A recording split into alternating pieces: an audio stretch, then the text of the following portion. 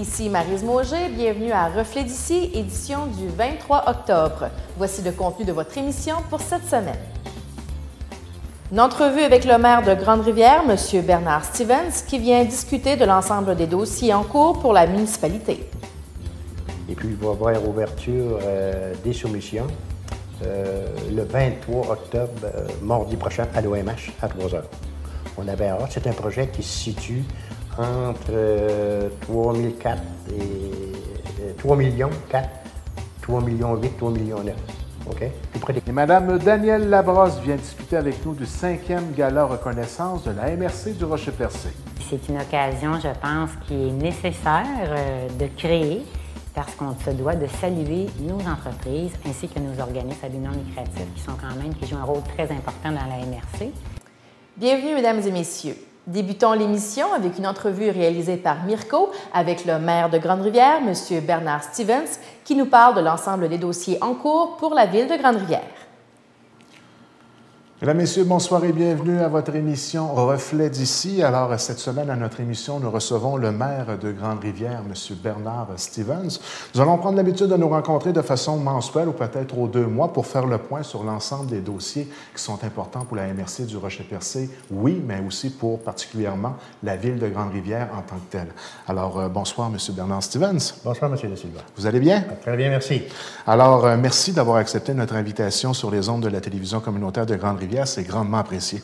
Tout le plaisir est pour moi.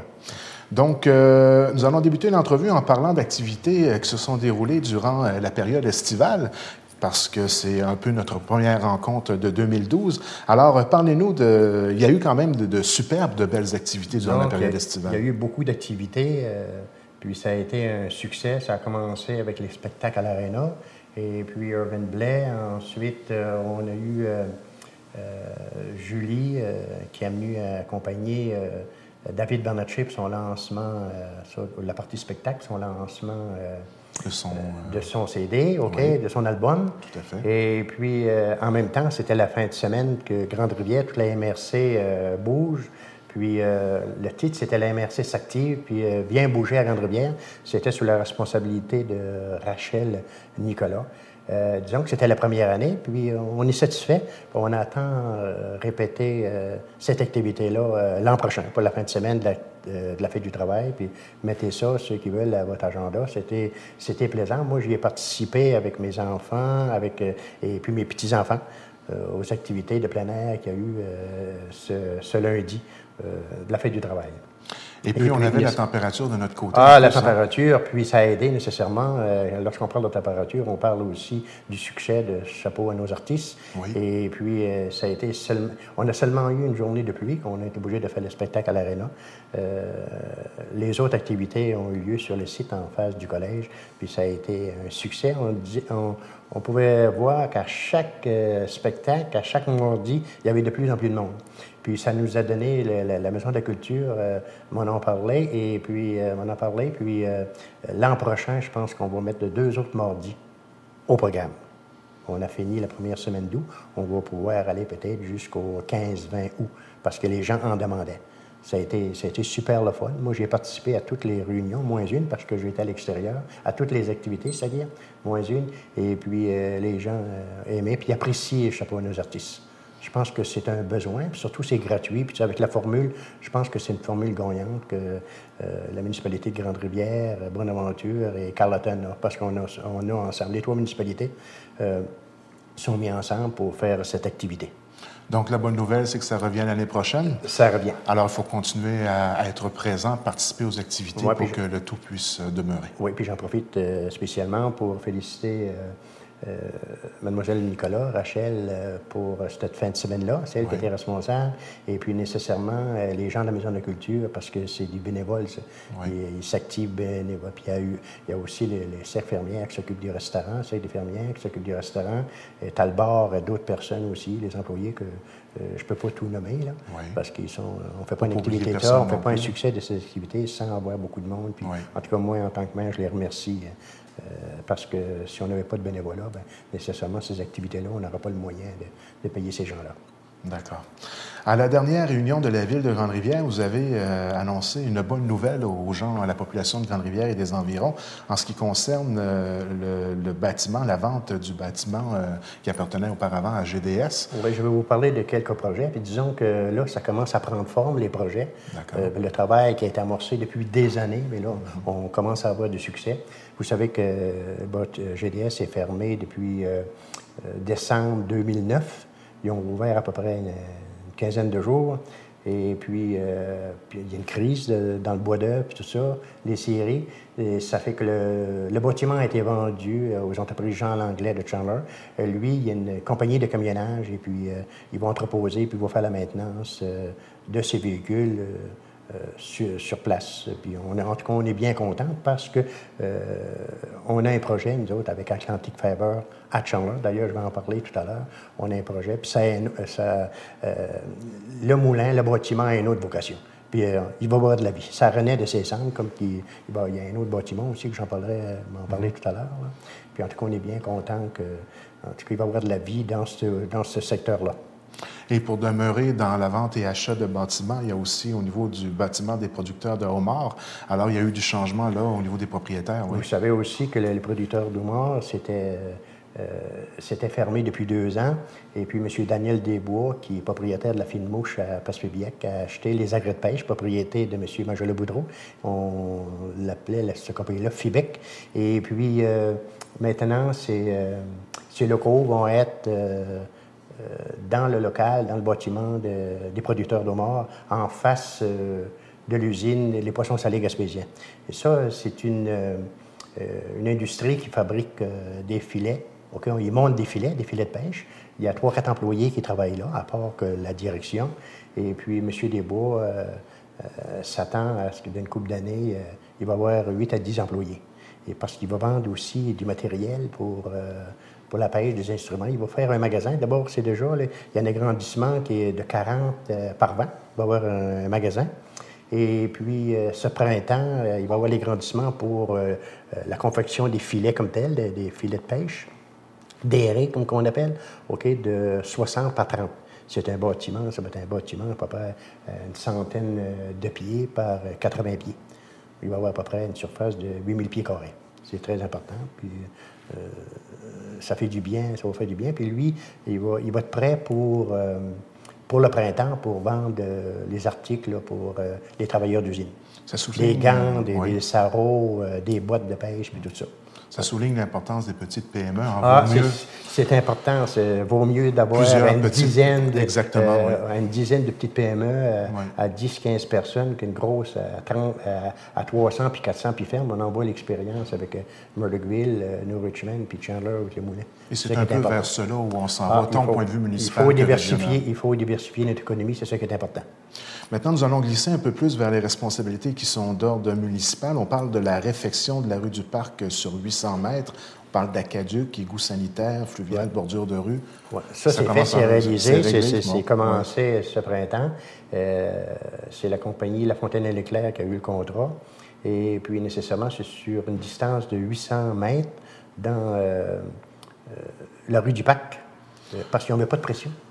Ça fait longtemps qu'on parlait de on parle de ça depuis 25-30 ans. Enfin, c'est réalisé, c'est fait, puis les gens sont contents. Ils ont de la pression à peu près depuis à peu près 2 semaines. Et puis l'histoire disait, pour prendre un bain, les gens étaient obligés, du secteur étaient obligés d'ouvrir le champlure à midi, puis si vous voulez prendre un bain à 8 heures, mais c'était un peu exagéré, mais toujours c'était à peu près ça. Il n'y avait pas de pression, puis les gens sont bien contents. Et puis, ils ont un beau chemin, une belle rue, là, secteur urbain, avec des bordures, ainsi de suite, puis des égouts fluviales. Les gens sont heureux, puis la ville aussi. Ça, c'est un contrat, je vais vous donner des détails, c'est un contrat de 2,1 millions, et puis on a eu 80 de subventions. La balance est payée par les contribuables du secteur. Donc, voilà un beau projet de réaliser. Et un projet aussi que l'on parle depuis plusieurs années, c'est le fameux projet de normalisation de l'eau. La normalisation de l'eau, ça fait 4 semaines que c'est débuté. À l'heure actuelle, il y a de la roche puis tout ça, mais on a le contrat est donné depuis le mois d'avril-mai, mais il fallait attendre l'autorisation du ministère de l'Environnement, le CA, qui appelle le CA, le fameux CA, qui avait été déposé. Nous autres, la demande avait été faite le 13 de mars. Et puis, on a seulement eu le CA à fin d'août. Ça fait à fin d'août, à fin septembre. Et puis c'est pour ça qu'il y a eu un peu de retard, je veux dire, pour le début des travaux. Mais là, tout va bien. Puis, je suis allé voir les travaux mardi. Là, après ça, bien, ça va être la structure dans un mois. Là, puis c'est encore la Fontaine-Leclerc qui a été le plus bas, ce missionnaire. Ça ne veut pas dire que c'est bas, mais c'est lui qui était le plus bas. Ouais. Il y a seulement eu deux contracteurs qui ont soumissionné, la Fontaine-Leclerc puis la compagnie Allen. Puis ça, c'est un contrat avec les frais d'ingénierie, puis d'arpentage, puis d'analyse de sol. C'est un contrat de 12 millions, qui dépasse les 12 millions. Et puis là-dessus, nécessairement, ça équivaut à peu près à une subvention du gouvernement à peu près entre 72 et 75 %. Okay? Et puis, dans la partie qui reste à payer, à peu près tout près de 4 millions, 3 millions, c'est payé en partie par 66 et 2 tiers par Grande-Rivière, et puis 33 et 1 tiers, 33 % par Sainte-Thérèse, parce que Sainte-Thérèse est avec nous autres dans ce projet-là. OK? Puis, on est très fiers et on est très contents. C'est un contrat qui va prendre tout près d'1 an. Ça ne sera pas une opération, c'est une usine de filtration qui va être située près du réservoir. Puis, je vais vous donner un peu, expliquer comment est-ce que ça va fonctionner, cette patente-là. Là. Je dis ça dans mes termes à moi, là, pas des termes d'ingénieur, mais dans mes termes à moi. Là. On a cherché d'abord de l'eau, là, plusieurs années, une équipe d'ingénieurs qui a cherché de l'eau souterraine, d'aller chercher de l'eau, qui appelle ça par des puits, de l'eau souterraine, puis nécessairement, ça coûte beaucoup moins cher que de construire une usine de filtration. OK, ça coûte beaucoup moins cher, mais apparemment, on n'a pas trouvé. Donc, on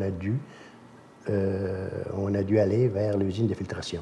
Donc, on prend notre eau à la même place, à la rivière des Grandes-Rivières, à la station. OK, on part de là, station de pompage, là, de ce côté-là. C'est avec un tuyau, un conduit de 14 pouces. On se dirige, on longe le chemin Saint-Hilaire du côté sud, on se rend au réservoir. Ça se vide dans le réservoir. À partir du réservoir, on prend un conduit, un tuyau de 18 pouces. On l'amène à l'usine de filtration qui est tout près. Elle est tout près à quelques dizaines de pieds. OK? Et puis l'eau, nécessairement, l'eau est brouillée, l'eau peut être jaune, peut être brune. Elle passe dans un système de membrane. Ils appellent ça, c'est une usine de filtration avec des membranes. OK? Elle va passer dans les membranes. Puis là, l'eau va sortir de là limpide, claire. Et puis, elle va aller à la chloration à côté, juste dans le même bâtiment. Et puis, c'est là que l'eau va sortir potable. Et puis, elle va sortir dans un autre conduit de 18 pouces, se dirige cette eau-là vers la rue du Parc et qui va alimenter le tout Grande-Rivière et le tout Sainte-Thérèse. C'est ça la marche à suivre pour ce procédé-là. Et j'imagine qu'au niveau de la ville de Grande-Rivière, vous êtes très content de réaliser ce projet-là, enfin, du même coup que on s'est aperçu qu'au fur et à mesure qu'on attendait pour réaliser le projet, les coûts, là, ça explosait. Ah, ça a explosé parce qu'au début, on parlait de 5-6 millions. C'est ça. Là, c'est rendu...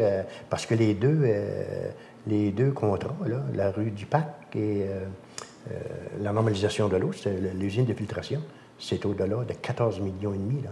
C'est de l'argent. Oui. Disons qu'on a eu de l'aide. Puis comme dans tout dossier, d'ailleurs, ça prend du temps.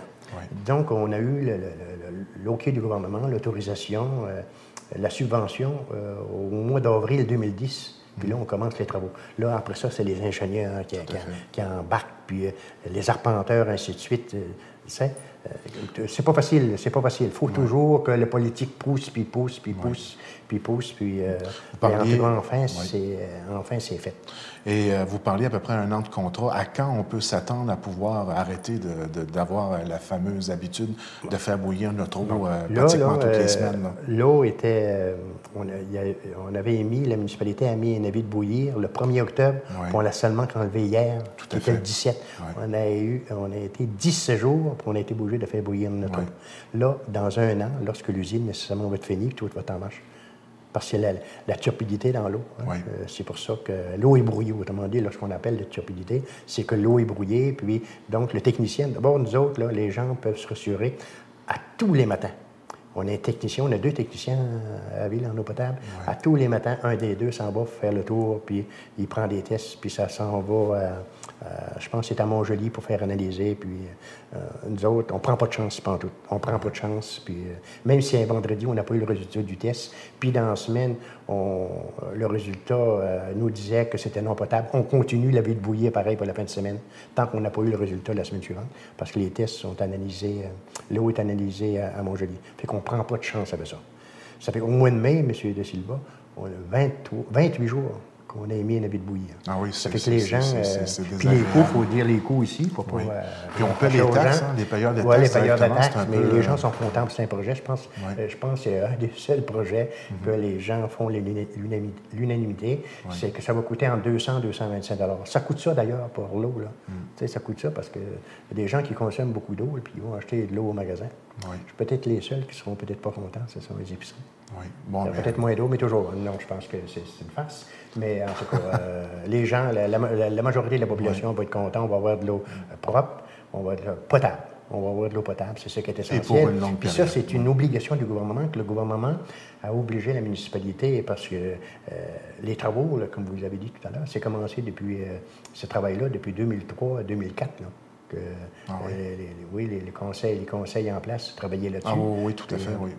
Ça a abouti sur mon règne, je suis content, mais il a fallu travailler pareil. Il ne faut pas lâcher, comme dans tous les dossiers.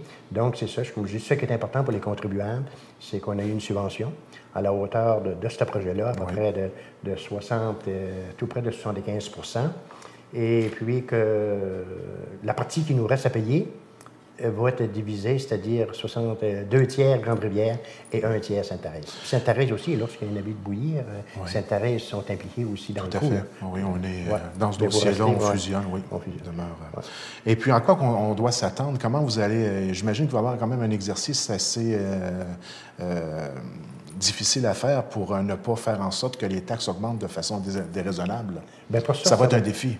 Ben oui, nécessairement, mais ça, les gens savent. On pourra pas... Ça fait 3 ans qu'on on prépare pourra les gens pas baisser les taxes. Non. Ça, c'est une taxe qui va être appliquée sur 20 ans. Ça, on n'a pas le choix. OK. On n'a pas le choix. Dans d'autres, nécessairement, on va voir en faire en sorte. Moi, je tiens les cordes d'eau assez raides. Mais vous le disiez à la dernière assemblée comme mes municipale, prédécesseurs, oui, puis c'est parce que l'évaluation foncière a remonté. Là, on a travaillé là-dessus, puis nécessairement, ça a remonté en moyenne des évaluations de 36 %. Moi, ma maison, j'ai été évaluée à 62 000. Je suis rendu à 100 900. Ah oui, moi aussi, c'est la même chose. Mais en tout cas, on va travailler, nous autres, fort pour cette partie-là. Pour tous les 5 ans. On va diminuer les taxes. Oui, à peu près, oui. 5-6 ans. On va diminuer nécessairement le taux de taxe pour essayer que les gens ne veulent pas... moi, je tiens compte. Moi, je me mets, puis j'ai toujours été comme ça, je me mets à la hauteur des gens, de la majorité des gens qui gagnent un salaire minimum. Je n'ai jamais gagné, moi, des salaires épouvantables dans ma vie, là, puis je me mets à la hauteur des gens. OK, moi, je me dis des petites gens, là, parce que la majorité de nos gens ici, là, ce sont des gens qui travaillent, ils ont pas tout de 40 puis 50 000 $. Moi, c'est pour ça que... Puis le conseil municipal aussi se met à hauteur des salaires, des salariés. Parfait. C'est facile. Si on avait une grosse usine de 500-600 personnes, il n'y aurait pas de problème, on gagnerait tout de 50-60 000 $ par année. Mais ce n'est pas le cas. Mais ce n'est pas le cas. Il faut faire attention. Maintenant, tout autre dossier en ce qui concerne les besoins en logement pour le secteur de Grande-Rivière. Encore une fois, une bonne nouvelle. Bien là, c'est une bonne nouvelle qui nous est arrivée le 29 septembre. Les appels d'offres sont sortis pour des soumissions. Et puis, il va y avoir ouverture des soumissions le 23 octobre, mardi prochain, à l'OMH, à 3 h. On a bien hâte. C'est un projet qui se situe entre 3004 et 3 millions 4, 3 millions 8, 3 millions 9. OK? Tout près des 4 millions. Puis en tout cas, j'espère qu'il va y avoir plusieurs... Lorsqu'il y a plusieurs soumissionnaires là-dessus, lorsqu'il y a plusieurs compagnies qui soumissionnent, eh bien, on a des chances que... D'avoir un meilleur prix. Il ne faudra pas que... Parce qu'il y a eu un plan... le plan a été fait, puis tout ça, pour à peu près 3 millions quelques. Et puis j'espère que c'est un besoin aussi. Ça, c'est un logement... c'est un bâtiment de 20 logements pour personnes de 75 ans, 70, 75 ans et plus, semi-autonome, avec service de traiteur. C'est un 3 étages, puis il va y avoir des ascenseurs. Est-ce que ça peut être un peu comparé à la coop? Bien, la coop, c'est pas sûr. Les gens qui vont demeurer là, ce n'est pas sur le même barème, tout ça. Okay? Ça pas sur le même... Moi, je ne veux pas m'avancer là-dedans. Je pense que d'autres, le travail, c'est du point de vue plutôt politique, là, mais c'est l'Office municipal d'habitation, en tout cas. La mission première du projet, ça allait vers quoi? Pardon? Le 20 logements a été créé à prime abord pour répondre à quel genre de besoins? Bien, ces besoins-là, c'est des gens qui sont semi-autonomes. Puis, de 75 ans et plus? 75 ans ou plus. On peut peut-être en prendre 75 ans, ça peut aller. 75 ans, mais il y a une liste, assez grande. Ah, OK, et puis, il va y avoir un mouvement de peut-être une trentaine de personnes parce qu'il y a des gens qui sont prêts, qui sont dans les HLM, puis qui sont chez eux, puis sont prêts à sortir.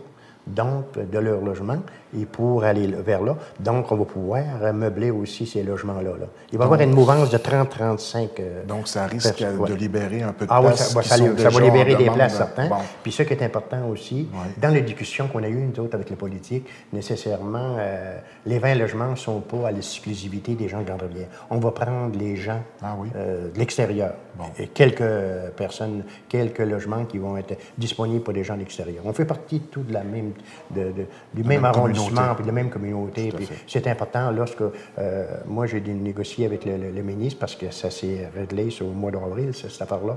Puis moi, j'ai donné l'assurance au ministre du Temps, puis aux députés, que nécessairement, si on ne donnera pas la majorité, mais s'il y a des demandes de l'extérieur, on va en prendre en considération, puis nécessairement, il va y avoir des logements, là, ça va rester à l'Office municipal d'habitation, mais il va y avoir des logements qui vont être pour les gens de l'extérieur. De Sainte-Thérèse, de Cap-de-Square, puis de Percé. Ce sont nos gens, ce sont notre monde. Comme d'ailleurs, dans la coop, il y a des gens de l'extérieur qui restent là.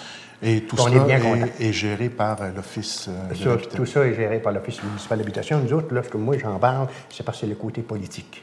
L'affaire de l'administration, c'est les autres. Mais ça a été une entente qui est non écrite avec le ministre du Temps, qu'on prenait des gens à l'extérieur. On essayait de tout faire pour avoir ces logements-là, parce que ça fait des années que ça a commencé aussi, ce projet. Lorsqu'on dit que c'est pas facile d'avoir des choses comme ça, c'en est une preuve, ça.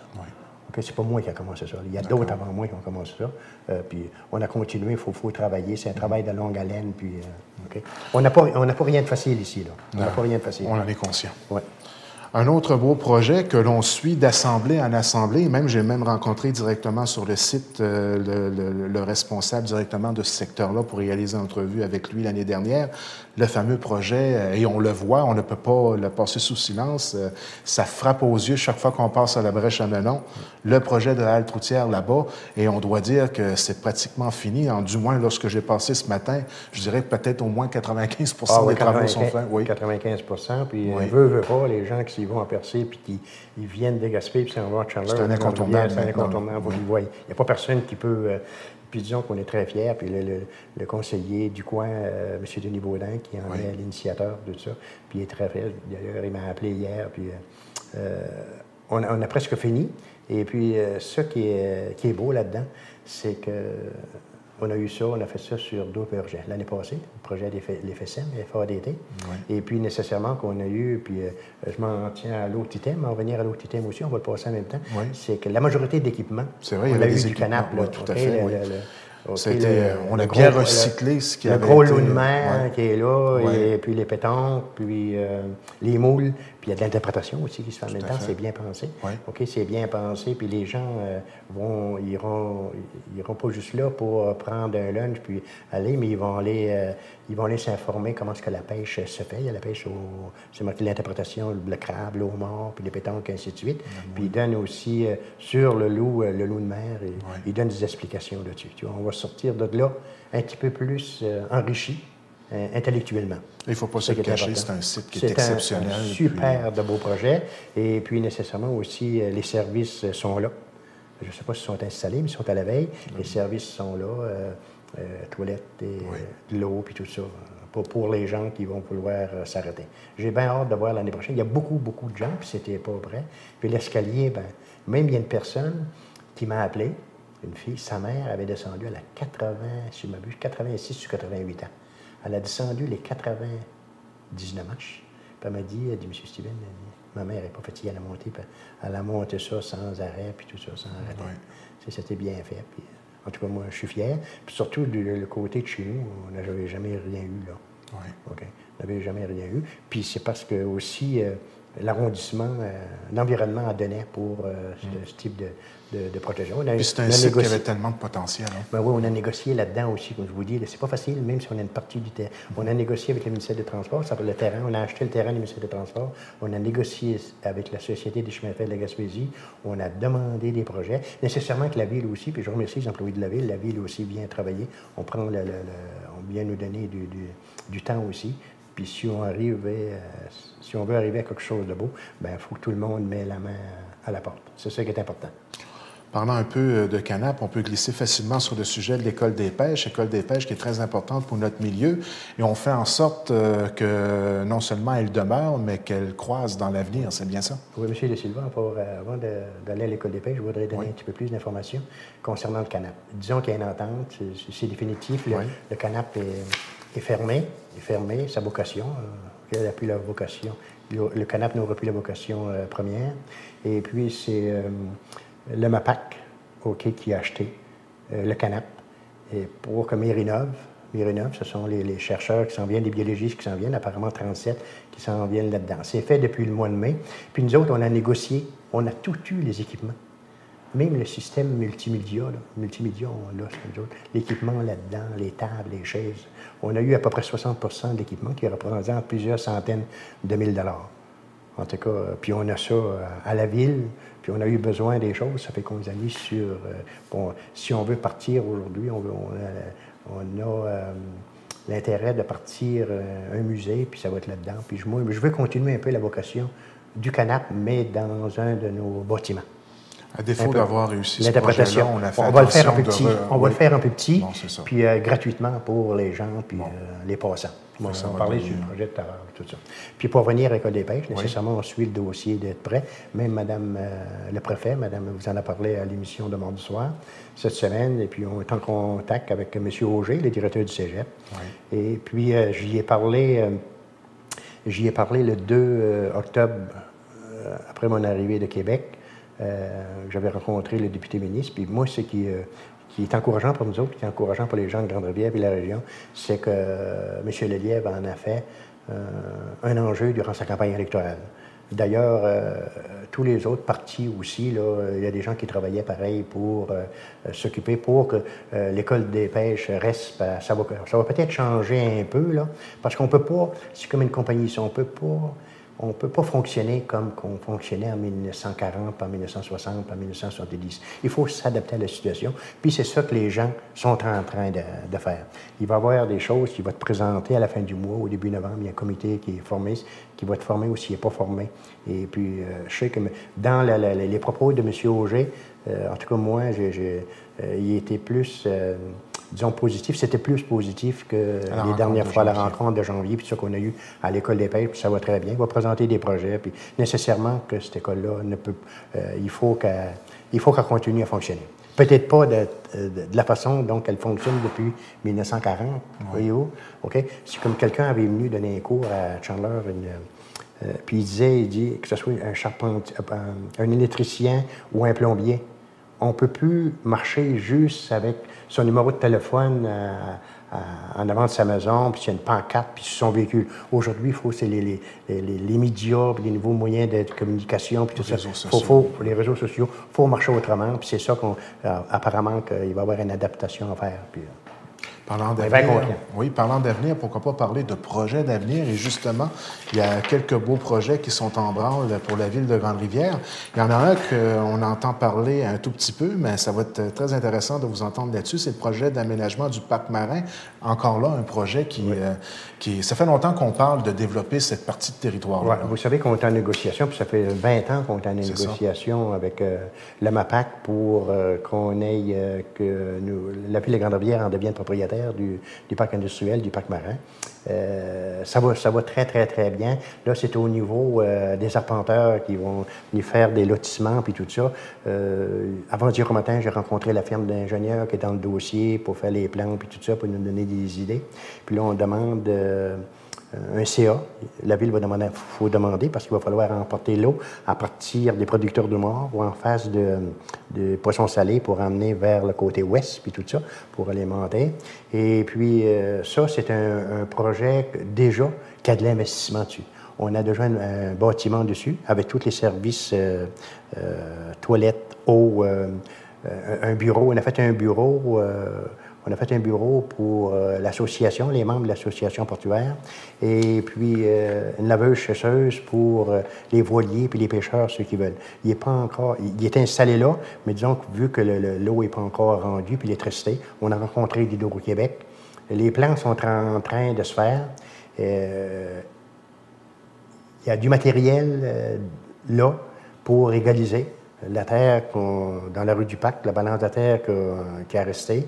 Et puis, dans le chemin Saint-Hilaire, toute la terre du chemin Saint-Hilaire est rendue dans la rue du Parc. Puis ce qui est beau, c'est que c'est le contracteur, de par son contrat, qui est obligé de l'étendre selon ce qu'on veut, nous autres, notre demande. Puis on va attendre peut-être selon nos besoins. Ils vont ici, puis on est chanceux, ils ont 2 contrats. Le deuxième contrat, on s'est arrangé avec eux autres pour que, après que les apporteurs vont avoir pris les tests puis tout ça. On veut que ça devienne devienne les analyses pour les touristes. Oui, on va faire une attraction pour ici. Vous savez que un quai, c'est un lieu de curiosité puis d'intérêt pour non seulement les gens de la place, mais pour les visiteurs. Puis j'ai toujours dit, on n'a pas besoin de faire de l'annonce pour aller visiter. On veut en faire quelque chose de bien. Moi, j'ai pris un peu de notes. On parle d'installer des aires touristiques, des installations sanitaires, c'est déjà fait. Puis de stationnement pour les visiteurs, du paysagement, une aire de caillage, parce que moi, je descends au quai, là, puis j'en crois pas mes yeux, voir comment c'est que c'est tout. Et je dis à bric à brac. Il y a des gens qui rient lorsque je prononce cette expression-là, mais c'est à bric à brac. Il y a un bateau qui est monté l'automne, il est à côté, c'est des tonnes. Un autre, c'est par-dessus des madriers. Tandis que là, chaque chose va être à sa place. Chaque chose va être à sa place, puis ça va être un lieu, ça va être un attrait pour les gens. C'est un lieu aussi, un quai, puis le bord de la mer, c'est un lieu d'intérêt pour les visiteurs. C'est ça qu'on veut, là. C'est ça. C'est un peu notre économie aussi, là. C'est un peu notre économie, là. Puis mettre en valeur nos acquis. Mettre en valeur nos acquis, c'est ça qui est important. Oui. C'est ça qui est important. On veut faire quelque chose de bien, puis à partir de ce printemps aussi, on va donner il va y avoir quelqu'un qui va être en charge de la cantine, puis tout ça. Puis, en tout cas, disons que, comme j'ai dit, Paris, c'est pas bâti d'une journée. Bon, on essaie, puis c'est un projet qui ne coûtera pas 10 millions, on pensait, mais juste le fait que la Terre est rendue là. Plusieurs centaines de voyages est rendu là. C'est déjà, oui. C'est déjà une mise de fond, là. J'en ai déjà parlé à différents ministères, puis les gens m'ont dit, M. Steven, mais que votre projet est prêt, venez me voir. Puis même, j'étais dans une réunion, puis il y a une madame de DEC Canada qui avait entendu parler de mon projet, puis en tout cas, j'ai pas eu rien rare, mais elle m'a dit, mais vous avez que votre projet est prêt, venez me voir, puis en tout cas. Tout est en place. Tout est en place, mais tout est en place. On va essayer de le faire, par exemple, le plus vite possible. Il y a la Maison de la Culture qui est à la recherche d'un bâtiment? Oui. Ce qui est malheureux, c'est que Grande-Rivière, depuis, c'est une municipalité, il y avait, je pense, 5 ou 6 havres de pêche, puis tout ça, puis la ville n'a pas su garder un bâtiment pour ses besoins. Garder juste à l'alentour, Passe-Pibiac, pour ne pas le nommer, l'Anse-Beau-Fils, les bâtiments. Nous autres, nécessairement, on cherche un vieux bâtiment comme ça pour en faire un lieu pour la Maison de Culture. Et puis, comme je vous dis, on veut en faire un musée aussi. Et puis, un théâtre. On veut faire un petit théâtre, Maison de Culture. On veut faire un petit théâtre parce qu'on est une des seules municipalités le long de la Côte-Site qui ont un théâtre. Ça fait 35 ans qu'on a le théâtre, pourquoi pas. Ils font des pièces de théâtre à tous les ans. Puis en tout cas, on essaye d'acquérir. J'ai rencontré des gens déjà. J'ai l'œil, le conseil municipal a l'œil sur un bâtiment, un beau bâtiment. Puis si on peut l'acquérir, eh bien, ça va être un gros plus pour notre municipalité. Et consolider. Parce que moi, je me dis, c'est bien beau travailler puis mettre des égouts, faire des trottoirs. Mais si on n'a pas les gens pour nous aider à payer, si on ne retient pas nos jeunes, si on n'invite pas, puis si Grande-Rivière n'est pas attrayante, qui va payer d'une dizaine d'années? On va tous être des vieux. On va tous des gens en bout d'âge à Grande-Rivière si on n'a pas de jeunes qui viennent nous aider. C'est pour ça que moi, je ne suis pas prêt, je ne suis pas le gars. J'aime ça faire des trottoirs, mais je ne ferai pas de trottoirs juste pour aller au cimetière. Là. Il va falloir qu'on investit dans la diversification, puis faire des petites choses pour essayer d'attirer notre monde, pour garder notre monde. Parce que c'est important, les nouvelles familles. Quand c'est attrayant d'une place, on a seulement mis des fleurs, là, puis j'ai des félicitations partout. On a mis 5-6, on a changé un peu la façon de faire. Puis l'année prochaine, on va continuer, on va mettre encore plus pour que Grande-Rivière soit attrayante, puis il fait bon vivre. C'est ça qui est important. C'est ça qui est important. Continuant sur cette lancée, je ne peux pas faire autrement. Je vois de mettre en niveau les infrastructures de loisirs. Ça va dans le même sens. C'est ça, ça va dans le même sens. C'est ça, parce qu'une jeune famille, un couple qui a des enfants, à quelle place en choisir en 2 municipalités, quelqu'un qui a beaucoup de loisirs et de divertissement, il va venir dans la municipalité où il y a divertissement. Oui. Donc, puis ça aide aux payeurs de taxes. Oui. Ça aide. C'est un payeur de taxes puis 2 payeurs de taxes. Meilleure qualité de vie, c'est ça qui est important. Lorsqu'on a une bonne qualité de vie dans une municipalité, nécessairement, ça vient tout seul. Les gens vont venir, puis c'est ça. On veut accueillir les gens. Nécessairement, je ne m'attends pas d'avoir une compagnie, parce qu'il n'a plus, il ne faut plus penser à ça. Il va y avoir 400-500 emplois, là. Il faut tabler sur ce qui est déjà en place, faire en sorte que ça demeure. C'est ça. Et essayer d'atterrir les petites PME, les jeunes entrepreneurs. Ouais, depuis 1990, on a perdu 1 000 à 1100 de population baissée de 1 000 à 1100 personnes. Puis on va essayer de regagner ça. Puis la qualité de vie est là-dedans. Les gens cherchent ça. Non seulement les jeunes, mais ceux qui sont dans les villes. Puis mais ceux qui quittent la ville, c'est pour avoir une meilleure qualité de vie. Une meilleure qualité de vie. Donc, vous êtes capable de l'offrir. Il faut qu'on l'offre. C'est en faisant des petites choses comme ça. Oui. Aqueduc-Égout, rue du Moulin, ça j'en ai parlé à M. Lelièvre, au député ministre, puis je n'avais parlé avant à l'autre pareil, c'est que le dossier prioritaire, c'est la rue du Moulin et la continuité du chemin Saint-Hilaire-Légout. Parce que depuis le même nombre d'années que la rue du Parc, il y a une partie du chemin Saint-Hilaire du côté ouest qui n'ont pas d'égout. Puis il y a des gens qui sont malheureux par rapport à ça. Et puis, concernant la rue du Moulin, nécessairement, le travail est enclenché. C'est pas le même travail que le chemin Saint-Hilaire. C'est qu'on a fait faire des tests à la demande du gouvernement, des affaires municipales, le PUQM. Et puis, on est allé faire des tests d'eau. On a pris un échantillon d'eau sur 51 résidences, sur 125-130 à peu près. L'échantillonnage est bon. De ces 51 tests d'eau-là, au-dessus de 60 l'eau n'est pas potable. Juste entre les mains du gouvernement. D'autres, c'est une question de santé publique. Les gens veulent l'avoir. Il faut travailler là-dessus. C'est un dossier, ce sont des dossiers prioritaires, il faut s'attarder là-dessus. Puis il faut faire... Le conseil municipal, pas juste moi, le conseil municipal, les gens, j'ai dit, lorsque je rencontre les conseillers, je leur dis, à minute que vous voyez quelqu'un du politique, parlez-en parce que c'est important. C'est important pour ça. C'est un projet aussi, à peu près de 6 à 7 millions. Maintenant, pour terminer cette entrevue, parce que le temps file très vite et ça fait déjà plusieurs minutes qu'on discute ensemble, oui. Il y a quelques activités importantes qui s'en viennent. On parle il y a eu une rencontre lundi dernier, pour ceux qui vont nous écouter la semaine prochaine, avec M. Lelièvre, député, ministre, avec les promoteurs d'Atlantic Fiber. Des bonnes nouvelles pour ça? Oui, on a eu des bonnes nouvelles. Il nous a fait une rétrospective parce qu'il a donné aussi l'information au niveau député. Puis il y avait M. Sylvain Roy qui était avec nous autres, la ville de Chandler. Puis il y avait dont Kevin Ducas, le président d'Atlantic Fiber, accompagné de 3 autres personnes. Et puis, à la fin, M.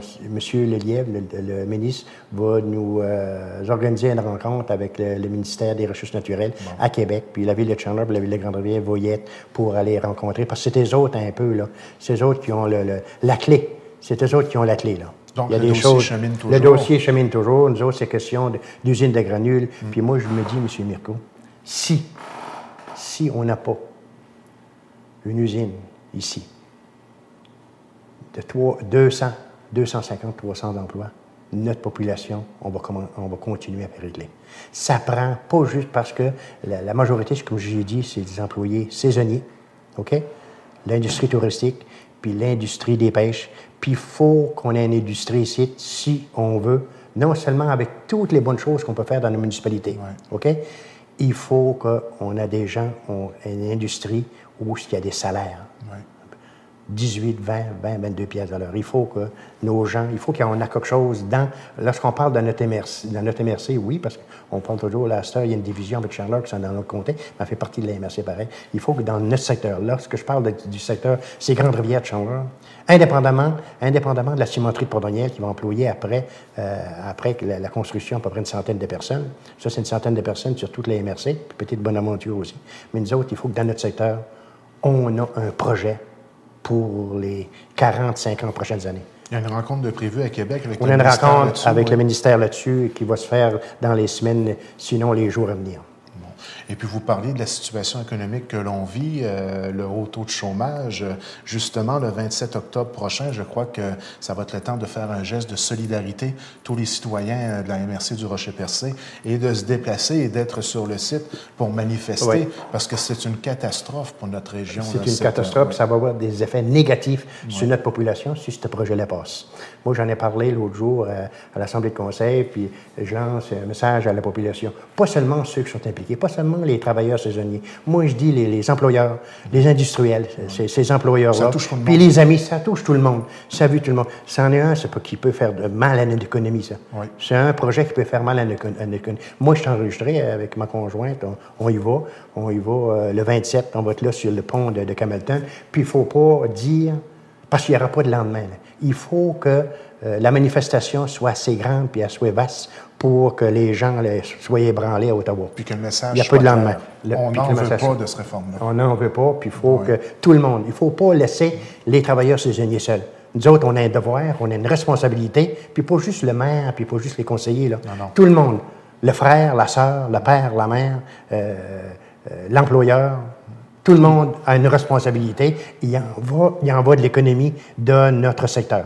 C'est ça qui est important. On est tous touchés. Tous les employés saisonniers sont touchés. Ça va faire très, très mal.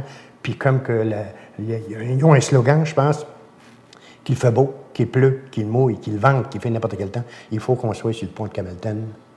Le 27 octobre. Et puis, je viens d'avoir justement un message. L'autobus va partir de l'église de Grande-Rivière le samedi à 7h moins 10. 7h moins 10, samedi le 27 octobre. L'autobus va à l'église, sur le stationnement de l'église de Grande-Rivière, à 7h moins 10, départ pour Camelton. Il faut qu'on soit là pour midi. C'est un rendez-vous samedi prochain, 7h moins 10, sur le perron d'église, comme on disait dans le temps. Sur le perron d'église. C'est tout là que ça se passe. Mais je voudrais laisser un mot sur le compostage aussi. Oui, le compostage a commencé. Oui. Il n'y a pas de question. Il y en a. Moi, il y a des gens qui m'interpellent. Il y en a qui sont pour, il y en a qui sont contre. Moi, je me dis, on est prêt avec. OK, faut. Moi, j'ai écouté l'émission, puis Mme Leboutillier a dit il y a des gens qui ont apprivoisé leur petit bac. Mais je pense que j'ai dit ça à l'Assemblée de la MRC, lorsqu'on plaignait. Puis c'est vrai. Moi, je pense que je ne pourrais plus me passer mon petit bac, puis je n'étais pas un ardent défenseur du compostage. Mais je pense qu'on est rendu là. Puis nous, on est rendu là, puis il faut le faire. Moi, je demande aux gens un peu de collaboration. Puis ça a très bien été, de premier à Colliette. Oui. On a ramassé à Grande-Rivière 8 tonnes, .1. C'est impressionnant. C'est impressionnant. 8 tonnes, .1, c'est des tonnes. Des livres de 8 tonnes. 16 000 livres à Grande-Rivière de déchets de table. Qui n'ont pas été où ce qu'il fallait pas. Puis c'est pas 100 on a vu, là, parce que pour plusieurs raisons, là, soit qu'ils ont peut-être attendu, non mais moins. Mais il y a une période d'adaptation. C'est un peu comme le bac bleu il y a 10 ans. Ma poubelle, je ne pensais pas, ma poubelle, je l'ai mis pleine parce que j'ai ramassé mon jardin, les feuilles de mon jardin, puis il était plein.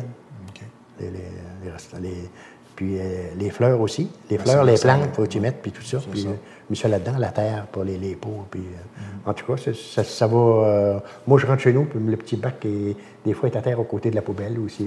Puis on s'en sert pour éplucher nos patates, puis mettre nos épluchures de patates, puis de navets, puis de carottes. Puis, on m'a dit comme le gars, ça... C'est de nouvelles habitudes à prendre. C'est de nouvelles habitudes. Qui vont faire sauver de l'argent sur le moyen terme quand même. Quelqu'un qui est actif, tout le temps actif à Amazon, moi je dis que c'est...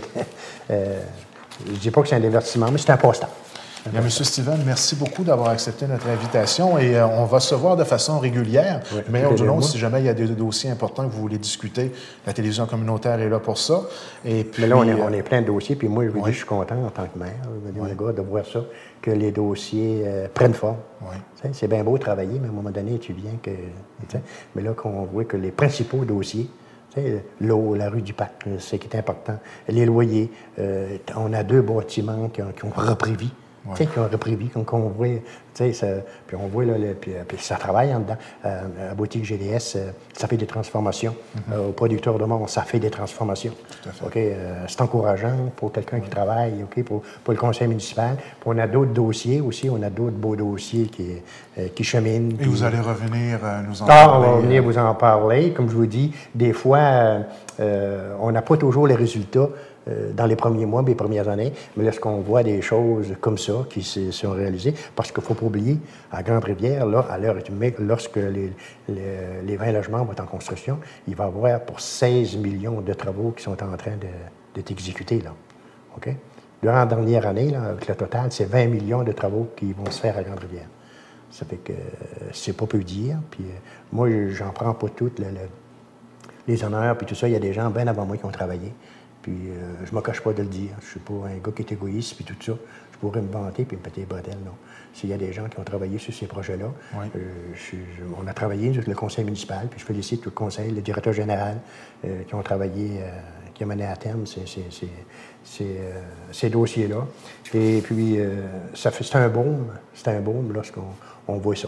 On voit que je pense que notre ville, on doit être fiers. Puis en tout cas, moi, je suis fier non seulement je suis fier de la ville, puis je reçois hier, j'étais justement à côté, c'est Matériaux 3C, puis tout ça, puis les gens félicitaient le conseil parce que c'était propre à Grande-Rivière, puis on reçoit aussi des compliments de même. Okay? Des fois, il n'y a pas juste des compliments qu'on reçoit, mais quand on reçoit des compliments, ça fait plus de bien. Il faut les prendre. Ça fait plaisir. Merci, M. Stevens. Plaisir est pour moi. Alors, c'était M. Bernard Stevens, maire de Grande-Rivière. Maintenant, le 5e gala reconnaissance pour la Chambre de commerce de la MRC du Rocher-Percé aura lieu samedi le 3 novembre prochain à la base de plein air Bellefeuille. Pour en savoir davantage sur le déroulement, allons rejoindre Mirko qui en discute avec la directrice générale, Mme Marie-France Barcelot.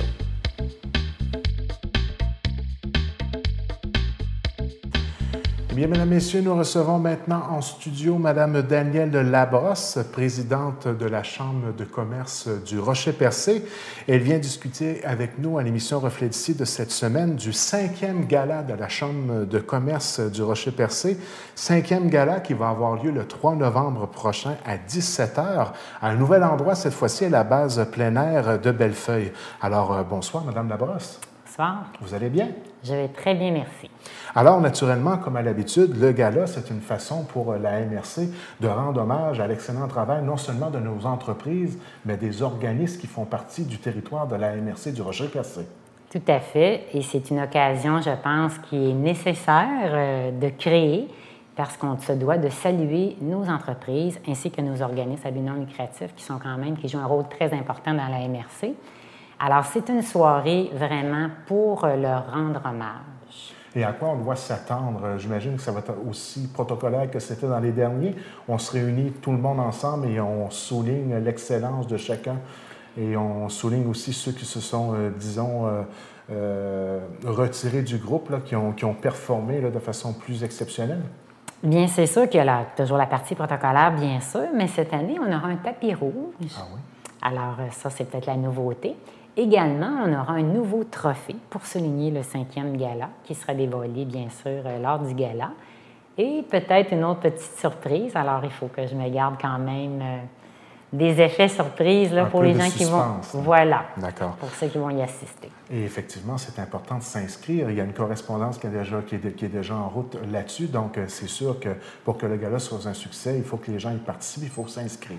Tout à fait. Quelle est la démarche à suivre? Bien, voyez-vous, d'abord, vous savez, la base de Bellefeuille ne contient que 200 personnes dans cette salle-là. Mm-hmm. Alors, bien sûr, tous les finalistes sont priorisés dans les invités, bien entendu. Il y a les commanditaires également, les dignitaires.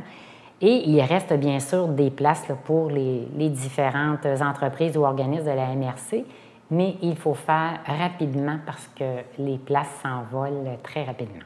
Et ça s'en vient. On est pratiquement arrivé à l'événement. On parle du 3 novembre prochain. Donc, on appelle directement la Chambre de commerce? Oui, vous appelez directement. Aussi, oui. Voilà, exactement. Soit par courriel ou directement au bureau de la Chambre avec la directrice générale, Mme Marie-France Barcelot. au 689-6998 ou encore par courriel à info@commercial-MRC Rocher-Percé. Et puis, il y a tous les détails, et puis même, les catégories sont présentées.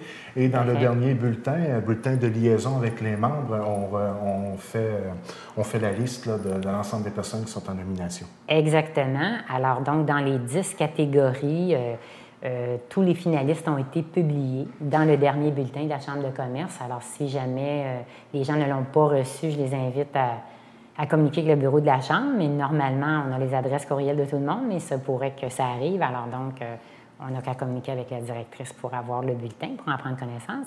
Et là-dessus, cette année, nous avons un prix coup de cœur, mais ce sont les membres de la Chambre de commerce qui sont invités à voter parmi les finalistes des différentes catégories pour leur prix coup de cœur. Alors, ils sont invités à le faire là, dès maintenant. Et pour le vote coup de cœur, ça se fait à l'intérieur des papiers de l'inscription ou directement sur le site? Il y a effectivement, par le biais du bulletin, justement le dernier bulletin, il y a un formulaire d'inscription à compléter là, pour le prix coup de cœur. Alors, on demande pour qui on vote et les raisons pourquoi on pense que ça devrait être l'entreprise ou l'organisme qui devrait gagner. Seulement quelques mots. Là. Alors, l'avis est lancé à l'ensemble des entreprises de la région. Dépêchez-vous, les places sont limitées, 200 places, c'est pas beaucoup. Et puis, c'est l'événement par excellence qui va se dérouler dans notre région le 3 novembre prochain. Alors, c'est un rendez-vous. Tout à fait. Et comme vous savez, la Chambre de commerce a un très beau slogan. « Je Rocher persiste, donc j'achète local de Port-Daniel à Saint-Georges-de-Malbaie ». Alors, rendez-vous le 3 novembre prochain pour rendre hommage et souligner l'excellence de nos entrepreneurs de la région. Tout à fait. Et je vous remercie beaucoup, Mme Labrosse, de votre passage à l'émission Reflet d'ici. Et comme je dis souvent à certains de mes invités, on garde le contact. Tout à fait. Merci beaucoup. Au plaisir. Voilà, ceci complète l'émission de Reflet d'ici pour cette semaine. La semaine prochaine à l'émission, on vous parle du congrès des télés communautaires qui avait lieu la semaine dernière à Québec. Et nous allons recevoir un nouveau collaborateur. Il s'agit de Marc Baird qui va nous entretenir sur l'actualité de la région. Et aussi, je tiens à vous mentionner ou à vous inviter à jouer à notre télé-bingo qui est tous les dimanches dès 12h30 sur le canal communautaire. Alors, 1 500 $ en prix. La carte est seulement 2 $. C'est vraiment pour une bonne cause, pour aider à la réalisation des émissions et aussi à maintenir la télévision communautaire en poste. Alors voilà, merci. À la semaine prochaine.